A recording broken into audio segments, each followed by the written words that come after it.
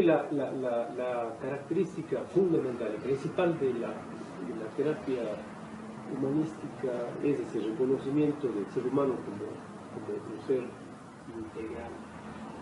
Pero quizás establecer el modelo terapéutico a seguir en base de la igualdad, el establecimiento de una, si ustedes quieren, incluso de una amistad con el consultante o con el cliente. Yo creo que se establece una relación muy fuerte. El diálogo franco tiene que establecerse en el pacto terapéutico, tiene que establecerse en base del diálogo absolutamente franco. Yo creo que la falencia o el vacío, si ustedes quieren, es precisamente que el abordaje terapéutico no tiene una evidencia científica. Me gusta hablar poco y me gusta que el paciente exprese mucho. A veces simplemente yo en mi terapia voy siendo un pequeño estimulador de que el paciente construya su palabra como el método más eficaz de la solución psicoterapéutica. Los fundamentos filosóficos de la psicología humanista suponen una serie de presupuestos filosóficos existencialistas y un soporte conceptual y metodológico dado por la fenomenología.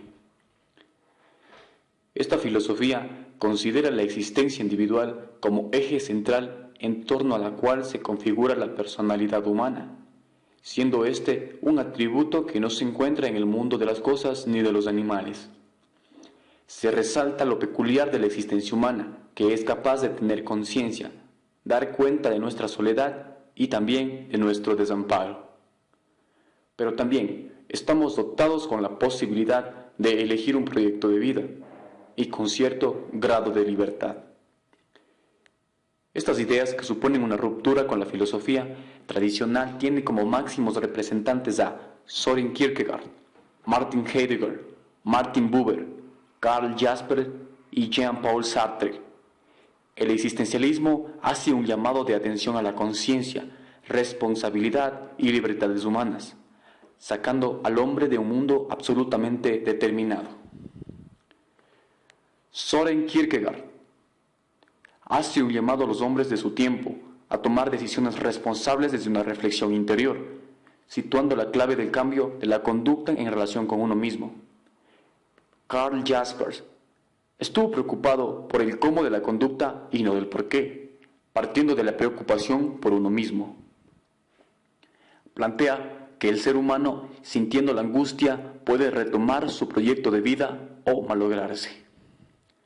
Martin Heidegger, fenomenólogo, quizá el más importante autor en lo que va del humanismo, habla que el ser humano se caracteriza no solo porque existe, sino porque está en condición de cuestionarse su existir.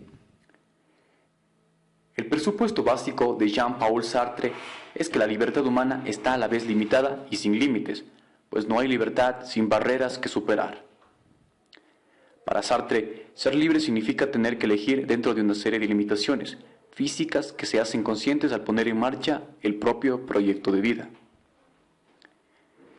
Estas ideas chocaban de lleno con el campo psicológico y con las ideas que en ese entonces marcaban las determinantes de la época, como son el conductismo y el psicoanálisis. La psicología humanista absorbe los presupuestos existencialistas para proponer una visión menos mecánica y relativamente más optimista de la vida humana.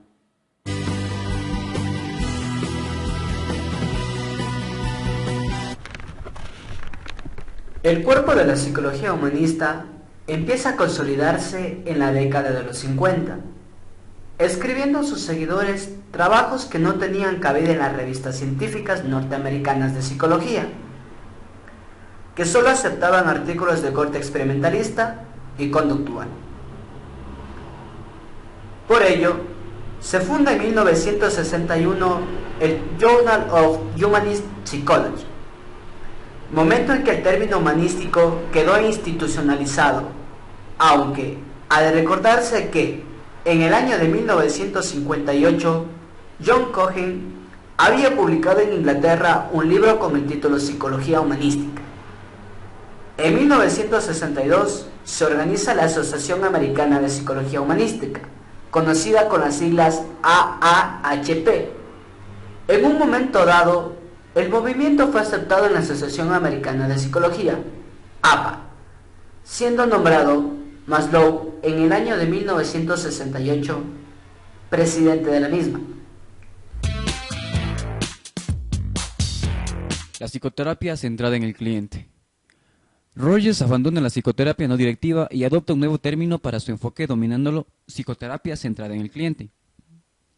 En esa etapa se da primacía al marco fenomenológico, destacando los aspectos subjetivos del cliente y la corriente de comprensión empática que se establece con él, por lo que se le da una primacía y a las actitudes del terapeuta al paralelo del desinterés con los aspectos relacionados con la estructuración de la relación. Rogers confía cada vez más en las potencialidades de crecimiento insertos en el propio individuo, estimando que la tarea del terapeuta debe limitarse a crear una atmósfera propicia para que tales potencialidades alcancen su máximo desarrollo posible.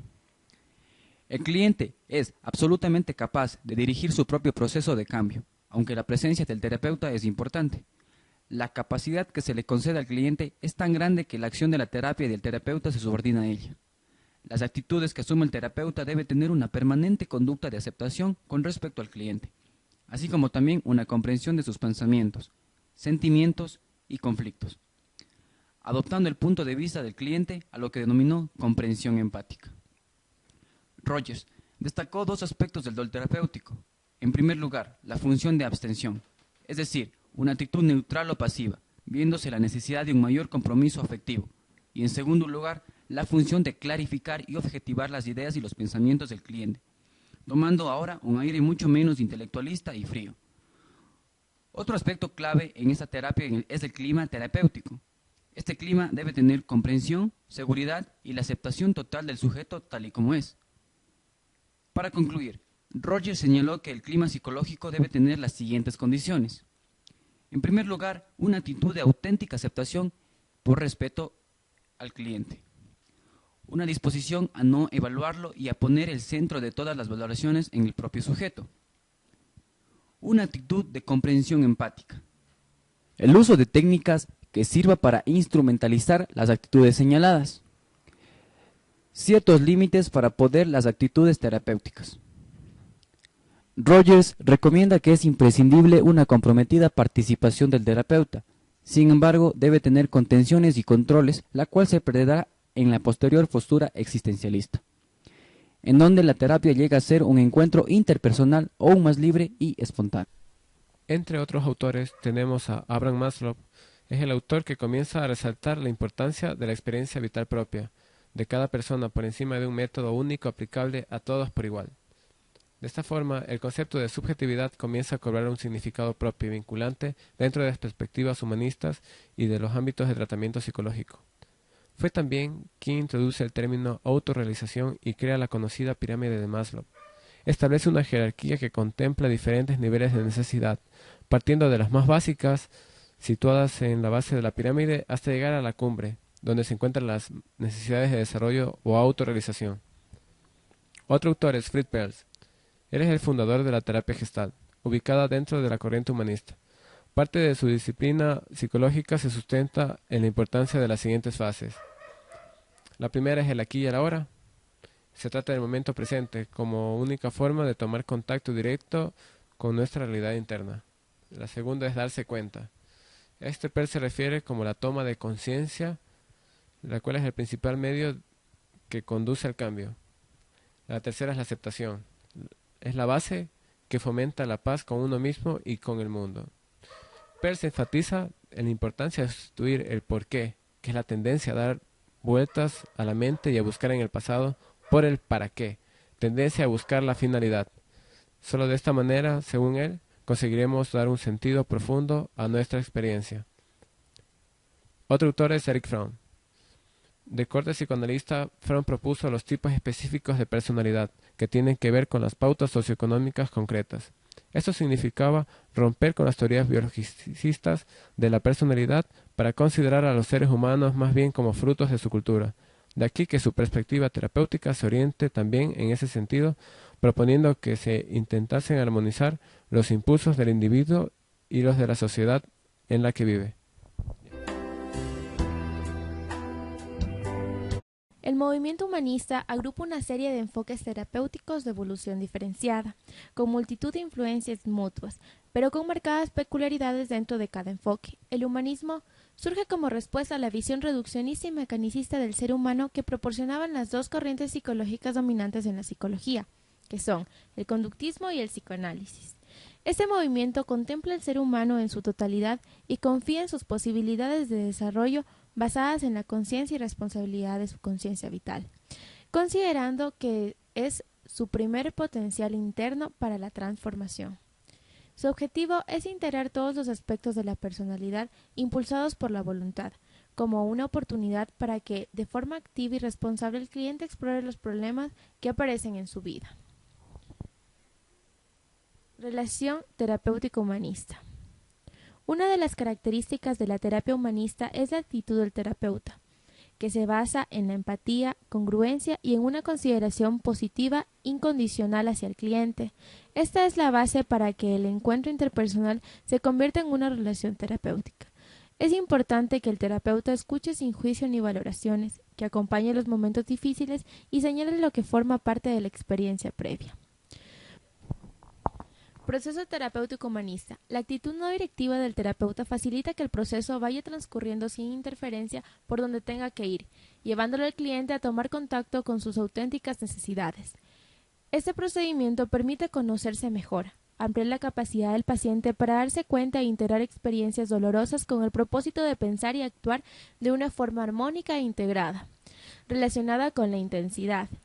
Crecer como persona, evolucionar, enfrentar los problemas con madurez y vivir con más conciencia. En este método terapéutico, el terapeuta tiene que desarrollar tres partes importantes. La empatía, es decir, la actitud donde interviene el principio de autoconocimiento, entender al otro y ponerse en sus zapatos. Esta es una gran herramienta para apreciar y entender genuinamente la persona. Consideración positiva incondicional. Esto es la aceptación y el apoyo básico a una persona, independientemente de lo que dice o hace. Esto es esencial para un desarrollo saludable. Congruencia. Es el equilibrio entre la experiencia, la comunicación y la conciencia. Logoterapia. La logoterapia es un método psicoterapéutico creado por el Dr. Viktor Emil Frankl, orientado a descubrir el sentido de la vida. El término logos, acuñado por Heráclito de Éfeso en el siglo VI a.C., es utilizado por Viktor Frankl como sentido. Por lo tanto, la logoterapia es la terapia que se enfoca en el descubrir el sentido de la vida de cada persona. La logoterapia es reconocida a nivel mundial como la tercera escuela vienesa de psicoterapia, entendiendo como la primera el psicoanálisis de Freud y como la segunda la psicología individual de Alfred Adler. Es un tratamiento y acompañamiento para personas que sufren problemas existenciales, ante el cambio de costumbres, la devaluación de tradiciones y de valores, así como una pérdida de sentido o crisis personal. La logoterapia detecta los síntomas de vacío existencial y despierta en el ser humano la responsabilidad ante sí mismo, ante los demás y ante la vida. La logoterapia invita a hacernos conscientes de nuestra libertad de elegir y asumirla responsablemente. Por ello, es un camino hacia el crecimiento personal. El Dr. Frank concluyó: llegué a comprender que lo primordial es estar siempre dirigido o apuntado hacia algo o alguien distinto de uno mismo, hacia un sentido que cumplir u otro ser humano que encontrar, una causa a la cual servir o una persona a la cual amar.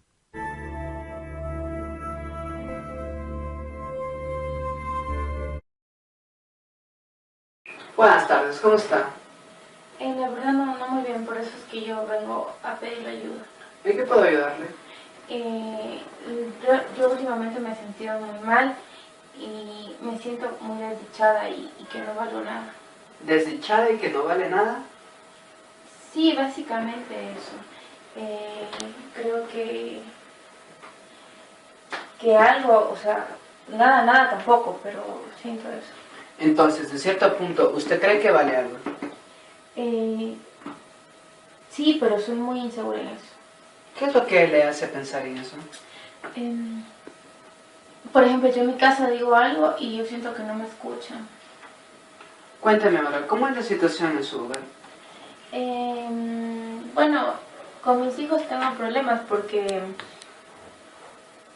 ellos son muy desobedientes.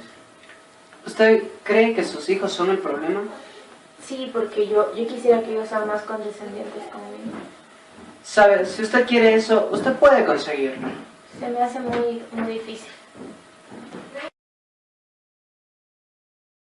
Buenas tardes, ¿cómo está? De verdad no estoy nada bien y por eso yo vengo acá para que usted me ayude. Cuénteme, ¿en qué puedo ayudarle? Bueno, últimamente yo me he sentido muy mal porque yo siento que soy muy desdichada y que no valgo nada. Sabe, lo que yo puedo ver en usted es un claro ejemplo de que usted tiene depresión. Bueno, yo no sabría qué hacer con mis problemas. Despreocúpese usted, yo me voy a responsabilizar de sus problemas, ¿sí? Bueno, ¿y qué hago? Por el momento usted siga con su vida, trate de ver las cosas buenas de la vida, disfrute, que yo me voy a encargar de hacer un historial clínico y después déjelo todo en mis manos. Está bien.